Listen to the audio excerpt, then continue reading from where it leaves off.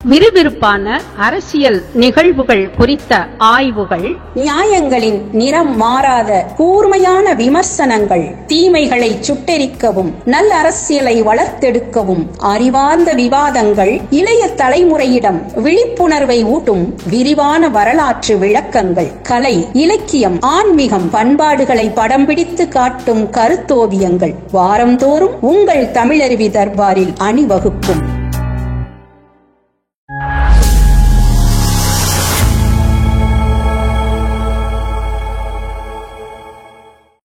நெஞ்சு பொறுக்குதில்லையே நிகழ்ச்சிக்கு தமிழருவி தர்பார் நேயர்கள் அனைவரையும் வரவேற்கிறோம். ஐயா தமிழருவி மணியன் அவர்கள் நமது அரங்கத்திற்கு வந்திருக்கிறார். அரசியல் தொடர்பான கேள்விகளோடு அவரை நாம் சந்திப்போம். ஐயா வணக்கம். வணக்கம் குமரையா. ஐயா, முதல் கேள்வி வக்ஃப் வாரிய மசோதா பற்றி. இந்த மசோதா 2 அவைகளிலும் நிறைவேற்றப்பட்டுள்ளது. குடியரசுத் தலைவரின் ஒப்புதலுக்கு செல்கிறது.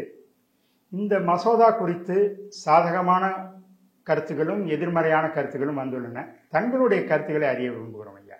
சமீபத்தில் நாடாளுமன்றத்திலும் மாநிலங்களவையிலும் வக்ஃப் குறித்த மசோதா நிறைவேற்றப்பட்டிருக்கிறது. உண்மையில் வியப்புக்குரியதுதான். ஏனென்றால் ஆளும் தரப்பில் இருக்கக்கூடிய கூட்டணியில் இடம்பெற்றிருக்கும் நிதிஷ்குமாரோ அல்லது சந்திரபாபு நாயுடுவோ மற்றவர்களோ கூட இந்த சட்டத்திற்கு ஆதரவாக வாக்களிப்பார்களா என்பது சந்தேகத்திற்குரியதாக இருந்தது. காரணம், சந்திரபாபு நாயுடு முஸ்லீம் வாக்குகளை பெறுவதில் குறியாக இருப்பவர். அதேபோன்று நிதிஷும் முஸ்லீம் வாக்குகளை எந்த வகையிலும் இழந்துவிடக்கூடாது என்று நினைப்பவர். ஆனால் இவர்களெல்லாம் சேர்ந்து இந்த மசோதா 2 அவைகளிலும் வெற்றி பெறக்கூடிய ஒரு சூழலை உருவாக்கி இருக்கிறார்கள். இப்பொழுது இந்த வக்ஃப் குறித்து நாம் கொஞ்சம் ஆய்ந்து பார்ப்போம். முகமது கோரி டெல்லியின் மீது படையெடுத்து பிருத்திவிராஜனை வென்ற பிறகு அவர் 2 கிராமங்களை இஸ்லாமிய மக்களுக்கு தானமாக தருகிறார். அதுதான் இந்த வக்ஃப். இஸ்லாம் மார்க்கத்தை பொறுத்தவரையில் தானம் என்பது மிக மிக மிக முக்கியமான ஒன்று. நீங்கள் இஸ்லாமிய மார்க்கத்தின் திருமறையை வாசித்தால் வியப்புக்குரிய செய்தி, எங்கெல்லாம் இறை சிந்தனையோடு பிரார்த்தனை வலியுறுத்தப்படுகிறதோ, தொழுகை வலியுறுத்தப்படுகிறதோ, அங்கெல்லாம் தொடர்ந்து தானமும் வலியுறுத்தப்படுகிறது. எனவே ஏழை எளிய மக்களுக்கு ஆதரவு கரம் நீட்டுவது மார்க்கத்தில் உள்ள ஒவ்வொருவருக்குமான கடமையாக மேற்கொள்ளப்பட வேண்டும் என்பதை இஸ்லாம் வலியுறுத்துகிறது. 5 மார்க்க கடமைகள் இருக்கின்றன. இந்த 5 மார்க்க கடமைகள் கலிமா தொடங்கி ஹஜ் யாத்திரை வரை 5 மார்க்க கடமைகளையும் முறையாக நிறைவேற்றினால்தான் நீங்கள் உண்மையான ஒரு இஸ்லாமியராக கருதப்படுவீர்கள். இதில் 4வது கடமைதான் மிக முக்கியமான ஜகாத் என்பது. 100 ரூபாய் நீங்கள் சம்பாதித்து வைத்திருந்தால் 97 ரூபாய் 50 காசு உங்களுக்கு, உங்கள் உறவுகளுக்கு நீங்கள் பயன்படுத்தி கொள்ளலாம். 2 ரூபாய் 50 காசு எந்த வகையிலும் உங்களுக்கு உறவே இல்லாத ஏழை எளிய மக்களுக்கு, வாடி கிடப்பவர்களுக்கு நீங்கள் உதவிக்கரம் நீட்டுவதற்கு அதை செலவழிக்க வேண்டும். இது மிக முக்கியமானது. எனவே தானம் மிக முக்கியமானது என்கிற அடிப்படையில் இந்த வக்ஃபை நீங்கள் பார்க்க வேண்டும். இப்பொழுது வக்ஃப் என்பதே அல்லாஹ்வுக்கு வழங்கப்பட்டது. நீங்கள் வக்ஃப் போர்டுக்கு நீங்கள் உங்கள் சொத்தை எழுதி வைக்கிறீர்கள் என்றால் நீங்கள் ஒரு தனிநபருக்கு எழுதி வைக்கவில்லை, ஒரு நிறுவனத்திற்கு எழுதி வைக்கவில்லை. நீங்கள் அல்லாஹ்வுக்கு இதை ஒப்படைத்து விடுகிறீர்கள். ஒப்படைத்து விட்டால் நீங்கள் திரும்ப பெற முடியாது. ஏனென்றால் இறைவனிடமே நீங்கள் ஒப்படைத்து விடுகிறீர்கள். இறைவனை இப்பொழுது நீங்கள் நேரில் காண முடியாது. அதனால் இந்த ஒப்படைக்கப்பட்ட இந்த சொத்துக்கள் இவை முறையாக பராமரிக்கப்படுவதற்கென்று ஒரு நிறுவனம் இருக்க வேண்டும் இல்லையா? அப்படி உருவான நிறுவனம்தான் வக்ஃப் போர்டு. இது நீங்கள் வெள்ளைக்காரர்களுடைய ஆட்சி காலத்திலேயே இந்த வக்ஃப் போர்டு என்கின்ற ஒன்று தேவையில்லை என்று இதை எதிர்த்து ஒரு வழக்கு நடத்தப்பட்டிருக்கிறது. பிரிவி கவுன்சிலுக்கும் இந்த வழக்கு சென்றிருக்கிறது. பிரிவி கவுன்சிலில் இந்த வக்ஃப் என்கின்ற அந்த கருத்தியலையே கடுமையாக விமர்சனம் செய்து நிராகரித்து விட்டார்கள். ஆனாலும் கூட இந்தியாவில் வெள்ளையர்கள் ஆளுகிற நேரத்தில் இஸ்லாமிய பெருமக்களுடைய நம்பிக்கையை நாம் இழந்துவிடக்கூடாது என்பதற்காக அவர்கள் 1913 வக்ஃப் போர்டு உருவாக்க அனுமதிக்கிறார்கள். 1913 வக்ஃப் போர்டு உருவாகிறது. அது பிறகு முசல்மான் வக்ஃப் ஆக்ட் என்று 1923 சட்ட வடிவம் பெறுகிறது. எனவே இந்தியா முழுவதும் இருக்கக்கூடிய இந்த வக்ஃப் சொத்துக்களை நிர்வகிப்பதற்கு, பராமரிப்பதற்கு ஒரு அமைப்பு, சட்ட ரீதியான அமைப்பு, அதுதான் 1923 ஆக்ட் 1923, வக்ஃப் ஆக்ட் 1923. இதற்கு பிறகு நாடு சுதந்திரம் பெற்றது. நாடு சுதந்திரம் பெற்ற பிறகு 1954 இந்த வக்ஃப் சட்டம் மறுபடியும் பரிசீலிக்கப்பட்டு அந்த சட்டம் ஒழுங்குபடுத்தப்படுகிறது. அதாவது இந்தியா முழுவதும் இருக்கக்கூடிய எல்லா இந்த வக்ஃபுக்கான சொத்துக்களையும் நிர்வகிப்பதற்காக இந்த வக்ஃப் சட்டம் இன்னும் கூடுதலாக என்னென்ன வகையில் சிறப்பாக செயற்பட முடியும் என்பது குறித்து 1954 வக்ஃப் ஆக்ட் அதை பற்றி விரிவாக விளக்குகிறது. அதிலேயே நீங்கள் முக்கியமாக நீங்கள் பார்த்தால் சென்ட்ரல் வக்ஃப் கவுன்சில் என்ற ஒன்று இந்த 1954 சட்டத்தின் அடிப்படையில் 1960களில் 1964 குறிப்பாக சொல்லப்போனால் நீங்கள் ஒன்றை உருவாக்குகிறார்கள். அதாவது Central Waqf Council of India. அதே மாதிரி இந்த வக்ஃப் கவுன்சில் மத்தியிலும் இருக்கும், மாநிலங்களிலும் இருக்கும். இவைதான் இந்த சொத்துக்கள் அனைத்தையும் பராமரிக்கும். இப்பொழுது நீங்கள் வியப்புக்குரிய செய்தி என்னவென்றால், இந்த வக்ஃப் சொத்துக்கள் என்று நீங்கள் பார்த்தால் 8,07,000 சொத்துக்கள் இந்த வக்ஃப் போர்டிடம் இருக்கின்றன. 8,07,000 ப்ராப்பர்ட்டிஸ், சொத்துக்கள் இந்த வக்ஃப் போர்டினுடைய ஆளுகையில் இருக்கின்றன. 9,04,000 ஏக்கர் நிலம் இந்த வக்ஃப் போர்டுடைய ஆளுகையில் இருக்கிறது. இதை நீங்கள் யோசிக்கும் போது இந்தியாவில் இது மாதிரி வக்ஃப் இஸ்லாமிய நாடுகள் பல நாடுகளில் கூட கிடையாது. நீங்கள் அரபு நாடுகளிலே நீங்கள் சிரியா, லெபனான் இங்கெல்லாம் இந்த வக்ஃப் கிடையாது. துருக்கியில் கிடையாது, எகிப்தில் கிடையாது. இப்படி இஸ்லாமிய நாடுகளிலே வக்ஃப் கிடையாது. ஆனால் இந்தியாவில் இந்த வக்ஃப் சட்டத்தை நீங்கள் 1913 முறையாக சட்ட பாதுகாப்போடு கொண்டு வந்திருக்கிறோம். இங்கே நாம் கவனிக்க வேண்டியது, இவர்களுடைய ஆளுகையில் மட்டுமே 1,00,000 கோடி ரூபாய்க்கு மேல் உள்ள சொத்தின் மதிப்பு. அது 1,00,000 கோடி ரூபாய்க்கு மேற்பட்ட மதிப்புள்ள சொத்துக்கள் இந்த வக்ஃப் வாரியத்தின் கீழ் இருக்கின்றன. ஆனால் இதில் பல ஊழல்கள் நடக்கின்றன, பல முறைகேடுகள் நடக்கின்றன. இந்த முறைகேடுகளை களைய வேண்டும் என்பதற்காக அடிக்கடி சில மாற்றங்களை உருவாக்குகிறார்கள். அப்படி மாற்றங்களை உருவாக்குகிற பொழுதுதான் 1954 கொண்டு வந்த வக்ஃப் சட்டத்தின்படி இதில் சென்ட்ரல் கவுன்சில் ஒன்று உருவாகிறது, ஸ்டேட் கவுன்சில் ஒன்று உருவாகிறது. மத்திய மாநிலங்களில் வக்ஃப் சொத்துக்களை பராமரிக்கிற குழுக்கள் இருக்கின்றன. இவற்றில் மிக முக்கியமாக நீங்கள் பார்க்க வேண்டியது, இந்த 1954 வக்ஃப் ஆக்டுக்கு பிறகு 1995 ஒரு வக்ஃப் ஆக்ட் வருகிறது. 1995 அதான் மிக முக்கியமாக பார்க்கணும்.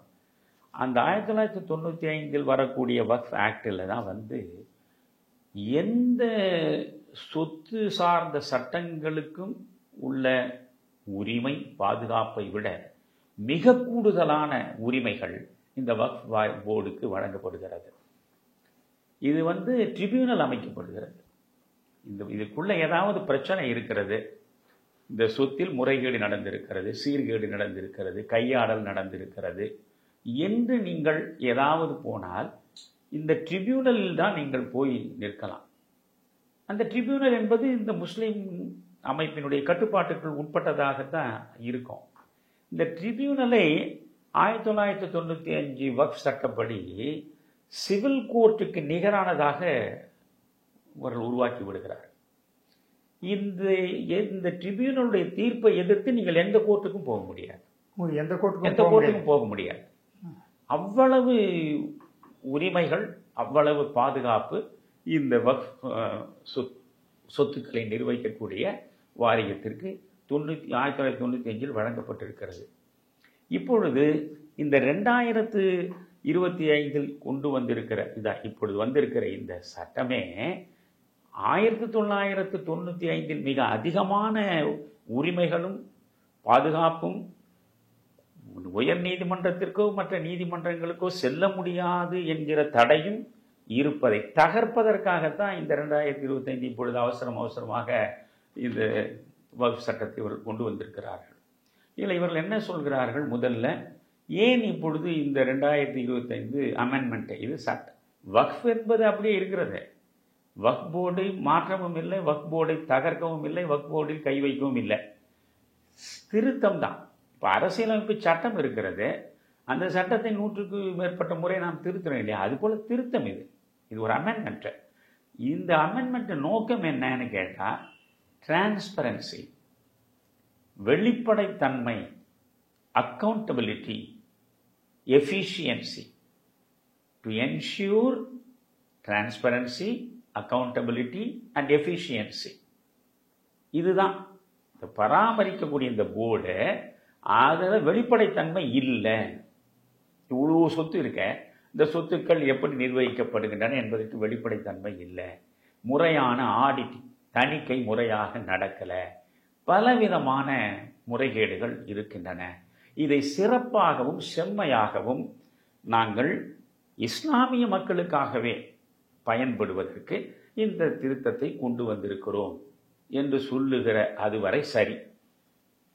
அதில் நாம் ஆட்சேபிப்பதற்கு மறுப்பதற்கு எந்த ஒன்றும் இல்லை. இதுவரையில் நோக்கம் சரி.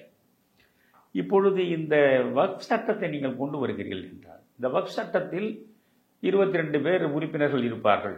மத்தியில் ஒரு வக்ஃப் சட்ட குழு கவுன்சில் இருக்கும், ஒவ்வொரு மாநிலத்திலும் அதே மாதிரி கவுன்சில் இருக்கும். 22 உறுப்பினர்கள் இருப்பார்கள். இந்த 22 உறுப்பினர்களில் 2 பேர் பெண் மக்களாகத்தான் இருப்பார்கள் என்று இதில் சொல்லப்பட்டிருப்பது மிக நல்ல ஒரு அம்சம். இதை எந்த இஸ்லாமியரும் கூட பெரிதாக எதிர்த்தோ மறுத்தோ பேசுவதற்கு வாய்ப்பு இல்லை. ஏனென்றால் பொருளாதார ரீதியாக சமூக அளவில் விழுந்து கிடக்கக்கூடிய இஸ்லாமிய மக்களின் பிரச்சனைகளை ஆய்வு செய்து அவர்களை மேல்நிலைக்கு கொண்டு வருவதற்காக உருவாக்கப்பட்டதுதான் சச்சார் கமிட்டி. அந்த சச்சார் கமிட்டியின் பரிந்துரைகளில் இது இருக்கிறது. ஒரு 2 பெண் மக்களாவது இடம் பெற வேண்டும், ஜெண்டர் ஈக்குவாலிட்டி, புரியுதுங்களா, பாலின சமத்துவம் இருக்கணும். அதில் 2 பேர் இதில் இருக்கிறாங்க, அதெல்லாம் சரி. இதில் இந்த நான் முஸ்லீம் என்பது ஏன் வருகிறது? அங்கேதான் பிரச்சனை. அது நிச்சயமாக இஸ்லாமிய மக்களுடைய ஐயப்பாட்டை அங்கேதானே வலுப்படுத்துகிறது. எதற்கு அந்த நான் முஸ்லீம்? முஸ்லீம் மக்களுடைய சொத்துக்கள் முறையாக பராமரிக்கப்பட வேண்டும், அவற்றில் ஊழல் நடந்துவிடக்கூடாது, முறையான தணிக்கை நடக்க வேண்டும் என்பதெல்லாம் சரி.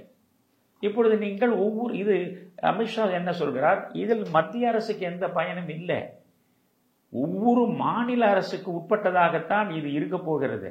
இதில் நாங்கள் மூக்கை நீட்ட ஒன்றும் இல்லை.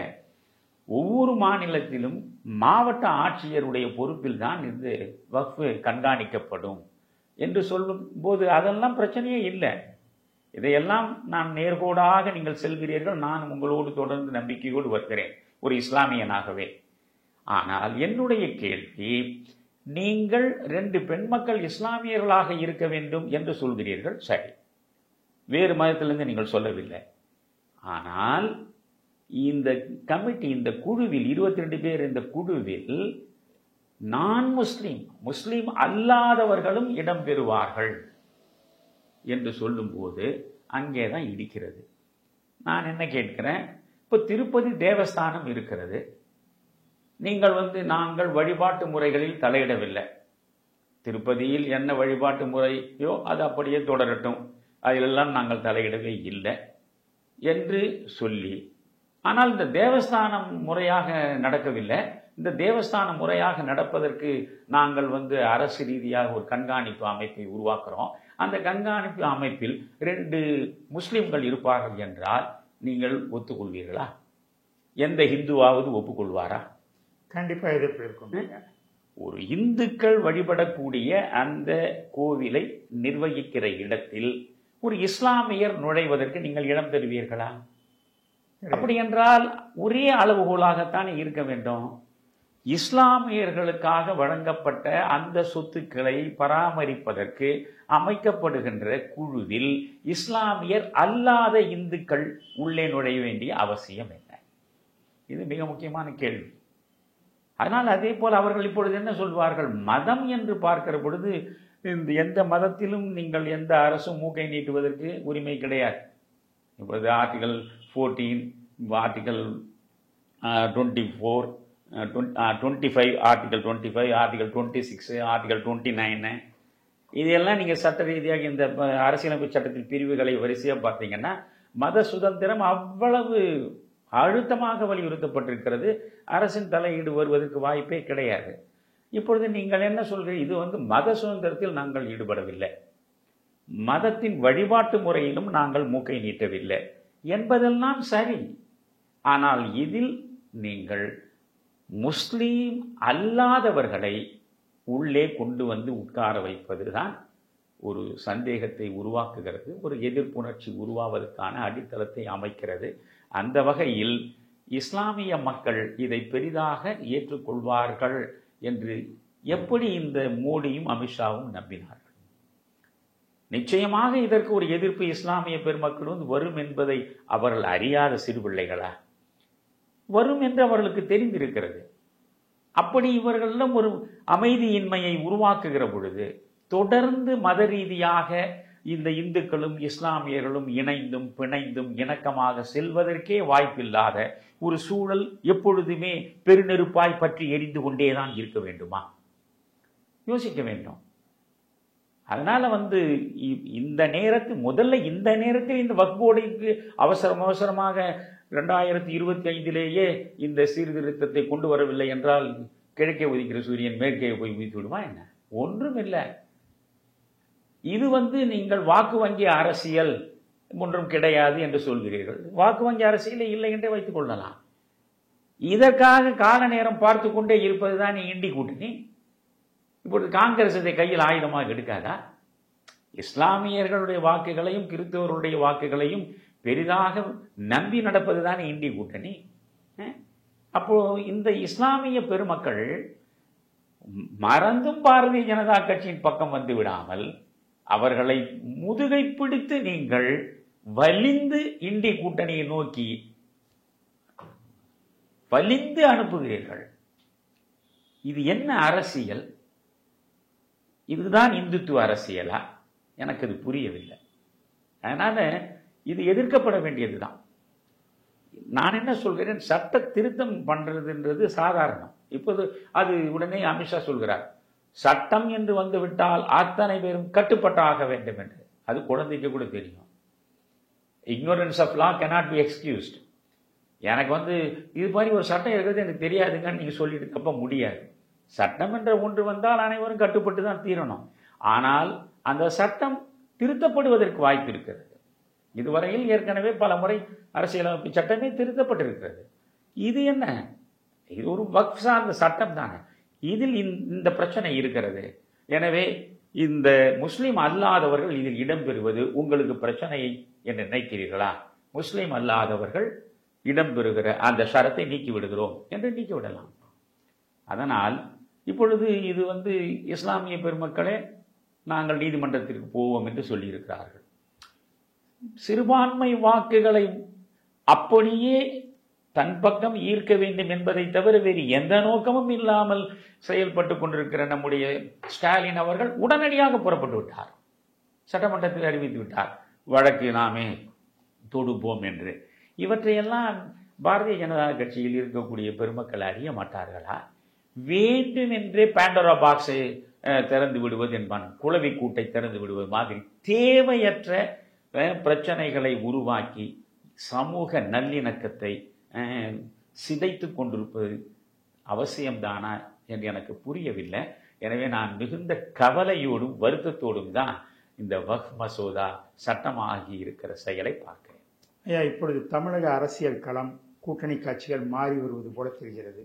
அதிமுகவும் பாஜகவும் உடன்பாடு வரும் போலவும் தெரிகிறது.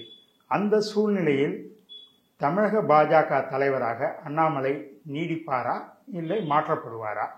உங்களுடைய பார்வை என்ன ஐயா? இதுவரையில் யூகங்களாகத்தான் செய்திகள் வந்து கொண்டிருக்கின்றன. யூகங்களை வைத்துக்கொண்டு நாம் எந்த கருத்தையும் வெளிப்படுத்துவது தேவையற்றது என்று நான் நினைக்கிறேன். இப்பொழுது இந்த நேர்காணல் நடக்கிற வரையில் அண்ணாமலை தான் பாரதிய ஜனதா கட்சியின் மாநில தலைவராக இருக்கிறார். இப்பொழுது மோடி அவர்கள் வந்து அவர் இங்கிருந்து டெல்லிக்கு திரும்பி சென்று அதற்கு பிறகு 8ஆம் தேதியிலிருந்து 10ஆம் தேதி வரை இவர்கள் மாநில தலைவர் தேர்தல் சம்பந்தப்பட்ட கூட்டம் இருக்குது என்று நினைக்கிறேன். அதில் என்ன முடிவெடுப்பார்கள் என்று நமக்கு தெரியாது. எனவே அண்ணாமலையை மாற்றுவார்களா என்பது இன்று வரையில் கேள்விக்குறியாகத்தான் இருக்கிறது. அண்ணாமலை மாற்றப்பட்டால் அப்பொழுது உங்கள் கேள்விக்கு நான் பதில் சொல்கிறேன். ஐயா, அமித்ஷா தேசிய ஜனநாயக கூட்டணி ஆட்சிதான் தமிழகத்தில் அமையும் என்று கூறியிருக்கிறார். அப்படி என்றால் தேசிய ஜனநாயக கூட்டணியில் அதிமுக ஒரு அங்கமாக இருக்குமா, இல்லது அதிமுக தலைமையில் கூட்டணி ஆட்சி அமைய வாய்ப்பு இருக்கிறதா? நீங்கள் எப்படி பார்க்கிறீர்கள்? தேசிய ஜனநாயக கூட்டணி என்று ஒன்று இருக்கிறது. அந்த கூட்டணியில் பல கட்சிகள் இடம்பெற்றிருக்கின்றன.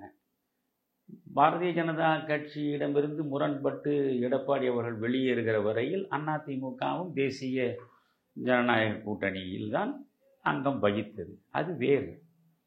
தேர்தல் என்று வருகிற பொழுது எது மிக அதிகமான வாக்கு வங்கியை தன்னிடம் வைத்திருக்கிறதோ அதன் தலைமையில் தான் ஒரு கூட்டணி அமைய முடியும். அதுதான் இயல்பானது, இயற்கையானது. இப்பொழுது சான்றாக நான் உங்களுக்கு சொல்கிறேன். இந்தியா கூட்டணி இருக்கிறது. இந்தியா கூட்டணியின் மிக முக்கியமான அடித்தளத்தை அமைத்தவர் நம்முடைய முதல்வர் ஸ்டாலின் என்று திமுகவில் பெருமையாக திரும்ப திரும்ப சொல்லுவார்கள்.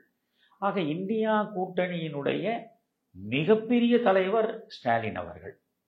இந்தியாவில் இந்தியா கூட்டணி அமைவதற்கு அடித்தளம் வைத்தவர். ஆனால் அவர் நடத்துகிற இந்த ஆட்சி திமுக கழக அரசு, அவர் உருவாக்கி இருக்கிற கூட்டணி திமுக கழக கூட்டணி. எந்த இடத்திலாவது அவர் இந்தி கூட்டணியின் ஆட்சி இங்கே நடக்கிறது என்று ஸ்டாலின் சொல்லி இருக்கிறாரா? இல்லை. இந்தி கூட்டணி சார்பாக நான் இதை சொல்கிறேன் என்று சொல்லி இருக்கிறாரா? அல்லது இங்கே இருக்கக்கூடிய திருமாவளவனோ முத்தரசனோ அல்லது இப்பொழுது புதிதாக பொறுப்பேற்ற CPM சண்முகமோ இவர்கள் எல்லாருமே இது இந்தி கூட்டணி ஆட்சி நடக்கிறது, இந்தி கூட்டணியின் மூலமாக நாங்கள் இங்கே இருக்கிறோம்னு சொல்லுவாங்க? இங்கே திமுக பெரிய கட்சி, திமுக மிகப்பெரிய வாக்கு வங்கியை வைத்திருக்கிற கட்சி, அதுதான் பெரிய அளவுக்கு வெற்றி பெற்றிருக்கிறது. அதனோடு துணை கட்சிகளாக இவர்கள் போய் சேர்ந்து கூட்டணி அமைத்திருக்கிறார்கள். அப்படி என்றால் இது திராவிட முன்னேற்ற கழக கூட்டணி. அந்த நிலைதான் அதிமுகவை பொறுத்தவரையிலும் பொருந்தக்கூடியது. நீங்கள் எம்ஜிஆரோடு காங்கிரஸ் கூட்டணி வைத்தது. இந்திரா காந்தி, ஆனானப்பட்ட இந்திரா காந்தி ஆனானப்பட்ட எம்ஜிஆரோடு கூட்டணி வைத்திருக்கிறார். ஆனானப்பட்ட கருணாநிதியோடும் இந்திரா காந்தி கூட்டணி வைத்திருக்கிறார். இந்திரா காந்தி கருணாநிதியோடு கூட்டணி வைத்த பொழுது இது இந்திரா காந்தி தலைமை கூட்டணி என்று சொன்னார். திராவிட முன்னேற்ற கழக கூட்டணி என்றுதான் கலைஞர் பேசுவார். அண்ணா திராவிட முன்னேற்ற கழக கூட்டணி என்றுதான் எம்ஜிஆர் பேசுவார். இதே பிஜேபி ஜெயலலிதாவிடமும் கூட்டணி வைத்திருக்கிறார்களே. அப்பொழுது அதிமுக கூட்டணி என்பதுதான் தமிழ்நாட்டில் நீங்கள் இந்தியா முழுவதையும் ஆளுகிற பெரிய கட்சி, அதில் மாற்று கருத்து இல்லை. ஆனால் தமிழ்நாட்டை பொறுத்தவரையில் நீங்கள் வளர்ந்து கொண்டிருக்கிற ஒரு கட்சி. ஏறக்குறைய 50 ஆண்டு காலம் இந்த தமிழ்நாட்டில் நீங்கள் பார்த்தால் திரும்ப திரும்ப ஆட்சி நாற்காலியை அலங்கரித்து இருக்கின்ற கட்சி அண்ணா திராவிட முன்னேற்ற கழகம். அதற்குள்ள சில குழப்பங்கள் இருக்கலாம். ஆனால் இன்றைக்கும் 1 கோடிக்கும் மேற்பட்டவர்கள், அவர்கள் 2 கோடி பேர் சொல்றது கூட பாதியா குறைச்சாலும் 1 கோடிக்கும் மேற்பட்ட வெறிபிடித்த தொண்டர்கள் நிறைந்த கட்சி அது அதிமுக. எனவே அதிமுக நீங்கள் உங்கள் கணக்குப்படியே வாருங்கள். இப்போ 2024 நாடாளுமன்ற தேர்தல் நடந்தது. அந்த 2024 நாடாளுமன்ற தேர்தலிலேயே பாரதிய ஜனதா கட்சி தலைமையில் உருவாக்கப்பட்ட கூட்டணி. அந்த கூட்டணி 18 விழுக்காடு வாக்குகளை பெற்றது. அந்த 18 விழுக்காடு வாக்குகளில் பாமகவுக்கு ஒரு 4 விழுக்காடு அல்லது ஒரு 5 விழுக்காடு கூட்டி வைத்தால் கூட, மற்ற கட்சி 1 விழுக்காடு என்றாலும் 6 விழுக்காடு தள்ளுங்கள். அப்போ நீங்கள் 12 விழுக்காடு வாக்குகளை பெற்ற ஒரு கட்சி என்றே வைத்துக் கொள்ளலாம்.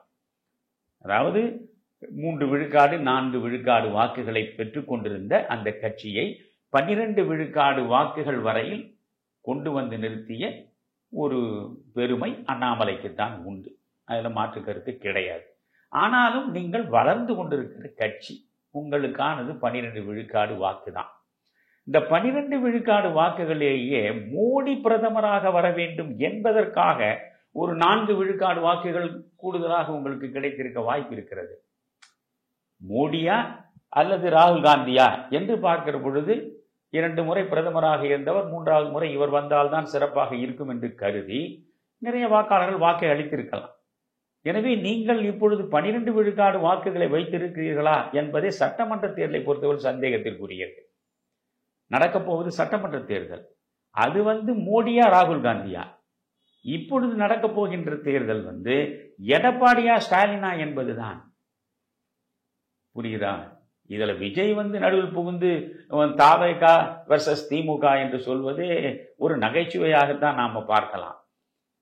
உண்மையான போட்டி என்பது அதிமுக அமைக்கக்கூடிய கூட்டணி, திமுக அமைக்கக்கூடிய கூட்டணி. அதிமுகவின் தலைமையில் கூட்டணி என்பதுதான் தமிழ்நாட்டை பொறுத்தவரை. அந்த அதிமுக தேசிய அளவில் தேசிய ஜனநாயக கூட்டணியில் இடம்பெற்றிருக்கலாம். அப்படியானால் அதிமுக தலைமையில் தான் கூட்டணி அமைவது இயல்பானது, அதுதான் இயற்கையானது. அந்த கூட்டணியில் தொகுதி பங்கீடு செய்யக்கூடிய இடத்தில் அதிமுக தான் இருக்க முடியுமே தவிர, பாரதிய ஜனதா கட்சி மேலாதிக்கம் செலுத்தி நான் இத்தனை இடங்களை எடுத்துக்கொள்வேன், உனக்கு இத்தனை இடங்கள் தான் கொடுப்பேன், மற்ற கூட்டணியில் இருக்கக்கூடிய கட்சிகளை எல்லாம் நான் பார்த்துக் கொள்கிறேன் என்று சொல்லுகிற மேலாதிக்க மனோபாவத்திற்கு எடப்பாடியும் அண்ணா திராவிட முன்னேற்ற கழகத்தில் உள்ளவர்களும் இடம் கொடுத்தால் அவர்கள் தங்களுக்கான வீழ்ச்சிக்கான பள்ளத்தை தாங்களே வெட்டி கொள்கிறார்கள் என்பதுதான் அர்த்தம். இது தேர்தல் கூட்டணி. தேர்தல் கூட்டணி என்பது ஒரு பக்கம். அதே நேரத்தில் நம்முடைய கட்சியை வலுப்பெறச் செய்வதற்கான வியூகத்தை அமைத்துக் கொள்வதற்கு தான் எந்த ஒரு கட்சியும் முயலும். அதனால் இது அதிமுகவின் தலைமையில் இந்த கூட்டணி அமையணும். அதிமுக மற்ற கட்சிகளை அழைத்து கூட்டணியில் இடஒதுக்கீடு குறித்து பேசி அதிமுக தான் இடத்தை கொடுக்கணும். அதிமுக கொடுக்கிற இடத்தை தான் பிஜேபி வாங்கணும். இதை நான் சொல்லுகிற பொழுது பிஜேபியில் இருப்பவர்களுக்கு கொஞ்சம் சங்கடமாக இருக்கலாம். ஆனால் யதார்த்தத்தை புரிந்து கொண்டால் உங்களுக்கு எந்த சங்கடமும் கிடையாது. தேசிய அளவில் பார்த்தால் நீங்கள் பெரிய கட்சி, அதில் மாற்றமே இல்லை. ஆனால் தமிழ்நாட்டுக்குள்ளே விட்டால் நிலைமை வேற.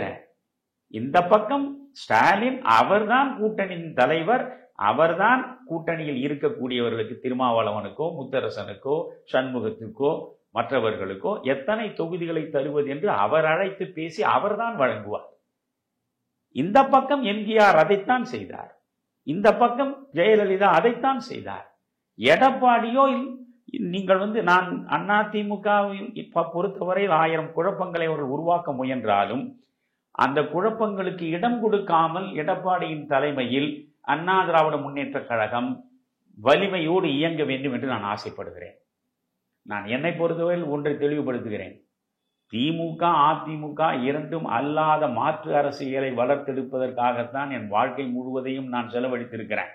இப்பொழுது என்னடா இவருக்கு திடீரென்று அண்ணா திராவிட முன்னேற்ற கழகத்தின் மீது அதிகமான கருணை விட்டது என்று யாராவது நினைத்தால் அவர்களுக்கு சொல்கிறேன்.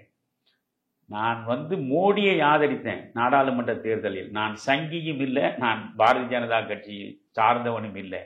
ஏன் மோடியை ஆதரித்தேன்? நீங்கள் 1977 என்ன விபத்து நடந்ததோ அந்த விபத்து இப்பொழுது நடந்துவிடக் கூடாது.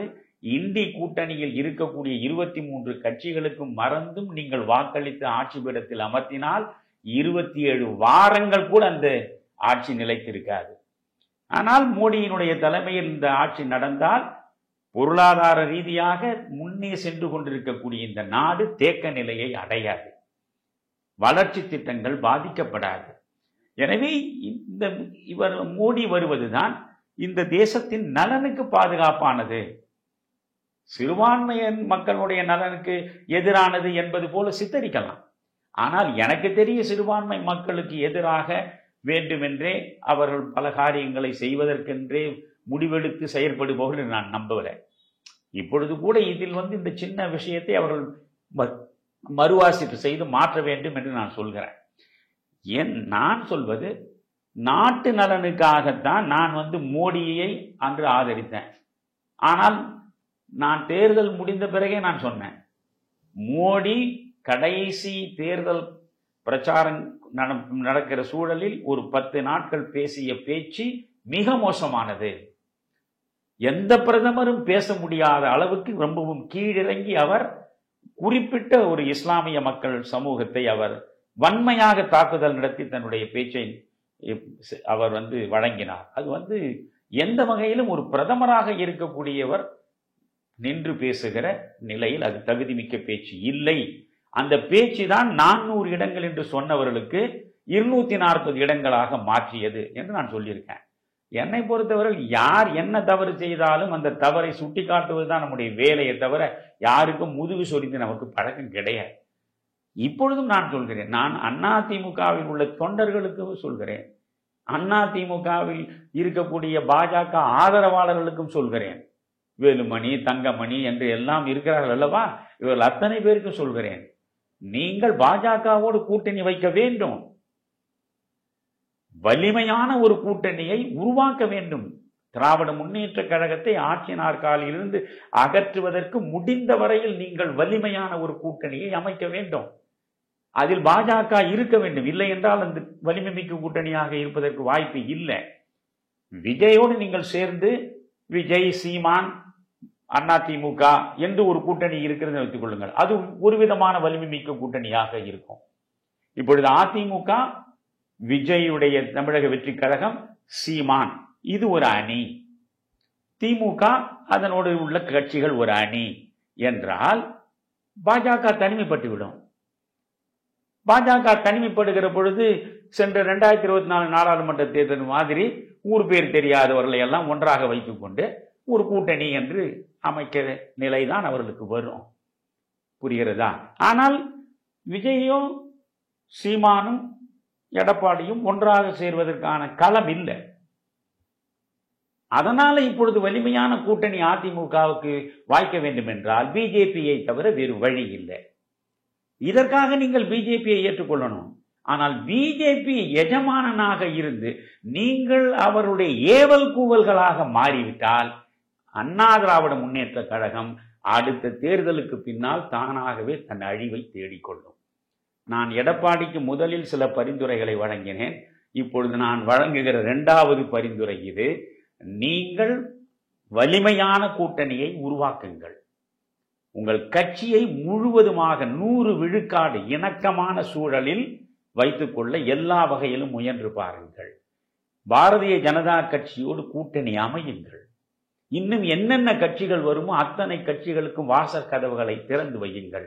ஆனால் தமிழ்நாட்டில் அந்த பக்கம் திமுக இந்த பக்கம் அதிமுக என்றால் இன்றைக்கும் ஒரு உண்மையை சொல்கிறேன், திமுகவை விட பெரிய கட்சி அதிமுக தான். அது மாற்றமே கிடையாது. திமுகவுக்கு எப்பொழுதுமே 25 விழுக்காடுக்கு மேல் அதற்கு வாக்கு வங்கியே கிடையாது. அதனாலதான் திமுகவின் தேர்தல் வரலாற்றை நீங்கள் 1967 தொடர்ந்து பார்த்தால் கூட்டணி பலத்தில் தான் அவர்கள் ஒவ்வொரு முறையும் ஆட்சி நாற்காலியில் அமர்ந்திருக்கிறார்கள். கூட்டணி இல்லை என்றால் அவ்வளவுதான். அது கலைஞருடைய சாணக்கியத்தனம். 25 விழுக்காடு வாக்கு தான் இருக்கிறது, அது ஆட்சியை அமர்வதற்கு வாய்ப்பை தராது. அதனால் 2 விழுக்காடு 3 விழுக்காடு 4 விழுக்காடு வாக்குகள் உள்ள கட்சிகளை எல்லாம் வலிந்து அழைத்து பேசி அவர்களை எல்லாம் சேர்த்து ஒரு கூட்டணியை உருவாக்கி 45 விழுக்காடு வரையில் அதை கொண்டு போய் வெற்றியை பெறுவதற்கு முயல்வார். புரிகிறதா? அவர்களுக்கென்று இருப்பது 25 விழுக்காடு தான். இப்பொழுது சி ஓட்டர் கணிப்பு என்று ஒன்று வந்தது அல்லவா, அதிலேயே அவருக்கு என்ன வந்திருக்கிறது, ஸ்டாலின் முதல்வராக வேண்டும் என்று 27 விழுக்காடு மக்கள் தான் வாக்கு அளித்திருக்கிறார்கள். இதுதான் மிகப்பெரிய ஒரு இந்த இண்டிகேட்டர். திமுக இருக்கிற உண்மையான வாக்கு வங்கி இதுதான். இந்த 27 விழுக்காடு ஸ்டாலின் வரணும்னு சொல்லியிருக்காங்கல்ல, அவர்கள் தான் திமுகவுக்கென்றே வாக்களிக்கக்கூடிய வாக்காளர்கள். அதனால திமுகவை விட அதிமுக பெரிய கட்சி. அதனாலதான் எம்ஜிஆர் 3 முறை தொடர்ந்து ஆட்சிக்கு வந்தார். அதனாலதான் ஜெயலலிதாவால் அத்தனை தவறுகளையும் தாண்டி 2 முறை தொடர்ந்து ஆட்சிக்கு வர முடிந்தது. இன்றைக்கும் அதுதான் பெரிய கட்சி. அதனால் தமிழ்நாட்டில் இருக்கக்கூடிய கட்சிகளிலேயே மிகவும் பெரிய வலிமையான கட்சி, வலிமையாக தொண்டர்கள் நிறைந்திருக்கக்கூடிய கட்சி, முதற் கட்சி அதிமுக என்கிற நினைப்பை நீங்கள் ஒருபோதும் விட்டுவிடக்கூடாது. அந்த தன்னம்பிக்கையோடு நீங்கள் உட்கார்ந்து பாரதிய ஜனதா கட்சியாக இருக்கட்டும், மற்ற எந்த கட்சியாக இருக்கட்டும், நாம் கூட்டணி அமைப்போம். ஆனால் அவரவர் சக்திக்கேற்ற இடங்களைத்தான் எங்களால் தர முடியும் என்று சொல்லுகிற இடத்தில் அதிமுக இருக்க வேண்டும். நீங்கள் தமிழ்நாட்டில் எனக்கு கிடைக்கிற செய்தி, ஏறக்குறைய ஒரு 100 தொகுதிகளை இப்பொழுது அமித்ஷாவின் நிர்பந்தத்திற்கு உட்பட்டு 134 தொகுதிகள் அதிமுகவுக்கு, 100 தொகுதிகள் அந்த இடம்பெறக்கூடிய அத்தனை கூட்டணிகளுக்கும் நாங்கள் கொடுத்து எல்லாவற்றையும் ஒழுங்குபடுத்திக் கொள்கிறோம் என்று சொல்லி, அப்படி ஒரு 100 தொகுதிகளை வைத்துக்கொண்டு அந்த 100 தொகுதிகளில் 50 தொகுதிகளை மற்ற கட்சிகளுக்கெல்லாம் கொடுத்துவிட்டு இவர்கள் 50 இடங்களில் நிற்பதாக கொஞ்சம் கற்பனை செய்யுங்கள். மிகப்பெரிய தோல்வியை இந்த கூட்டணி சந்திக்கும். புரிகிறதா உங்களுக்கு? இன்றைக்கும் பாரதிய ஜனதா கட்சியின் வேட்பாளருக்கு நேரிடையாக வாக்களிப்பதற்கு முன்வரக்கூடிய வாக்காளர்கள் எண்ணிக்கை குறைவு. அதிமுகவின் வேட்பாளர்கள் கூடுதலாக இருக்கிற பொழுது அதிமுக பாஜக கூட்டணியில் அதிமுகவின் வேட்பாளர் என்றால் மனமும் வந்து வாக்களிக்கக்கூடியவன், அதிமுக பாஜக கூட்டணியில் பாஜகவுக்கு மனமும் வந்து வாக்களிப்பானா அதே எண்ணிக்கையில் என்றால் அது ஐயத்திற்குரியது. அதனால் இவற்றையெல்லாம் நீங்கள் சிந்தித்து பார்க்க வேண்டும். நீங்கள் குடுமியை அமித்ஷாவினுடைய கையில் கொடுத்துவிட்டு அவர் ஆட்டி வைக்கிறபடியெல்லாம் நீங்கள் ஆடிக்கொண்டிருந்தால் நிச்சயமாக அண்ணா திராவிட முன்னேற்ற கழக கூட்டணி அடுத்த தேர்தலில் கூட வெற்றியை பெறுவதற்கு வாய்ப்பு கிடையாது. அதனால கூட்டணி என்பது அதிமுகவின் தலைமையில் அமைவதும் அந்த கூட்டணியில் பாஜகவும் மற்ற கட்சிகளும் இடம்பெறுவதும் தான் இயல்பானது, இயற்கையானது. அதுதான் சமூகம் ஏற்றுக்கொள்ளக்கூடிய முரண் இல்லாத ஒரு அணியாக அமையக்கூடியது. மிக்க நன்றி ஐயா. நடப்பு அரசியல் குறித்த தெளிவான விளக்கங்களை தந்ததற்கு. ஐயா தமிழறி மணியன் அவர்களுடன் மீண்டும் ஒரு நிகழ்ச்சியில் சந்திப்போம். மிக்க நன்றி. வணக்கம்.